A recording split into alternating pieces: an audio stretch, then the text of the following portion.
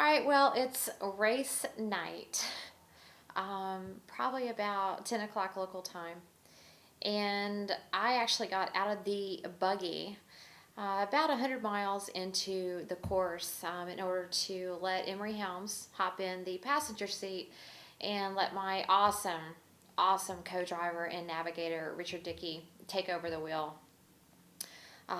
That first 100 miles was, as they say here in Baja, the most difficult. But at times I found myself just being one with the buggy and literally just breezing through it. But again, there's terrain out there that could never be described. I mean, that unless you've done it, you could never imagine it.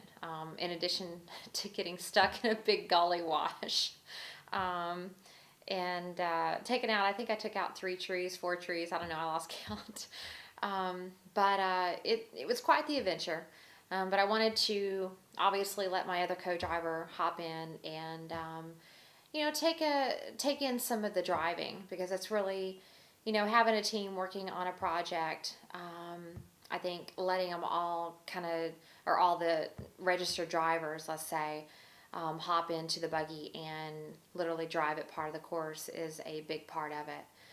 My plans were to hop in it about 100 miles before the finish line and finish the race. But we got word several hours ago that the buggy is having mechanical issues at mile marker 172. Then we got word that they had made it till mile marker about 190, 192. I have called for assistance to let the guys know that I think at this point that we did remarkable with our first year of the Napa filter buggy. Putting a team together, really compiling all of this within the last 60 days. We did so much better than anybody, especially staying at the hotel we were staying at, really even expected us to. We will walk out of this winners. I just really want to kind of get a comfort level and know that the crew is back here, number one, and obviously having the buggy back would be good.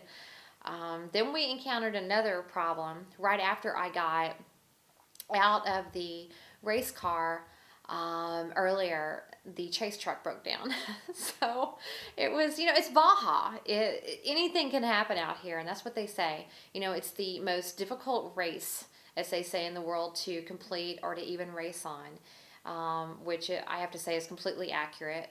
We've all known that going into it, even prior years' experience. You just don't know what's going to go on until you're here, and not having any major catastrophes was remarkable. In the chase truck radio and the buggy radio, we can hear really everything that's going on with the other teams and hearing, obviously all the mishaps that they had. We're very fortunate, but we went into this race agreeing that we were going to be extremely calculated and careful with the buggy, wanting it to make it back.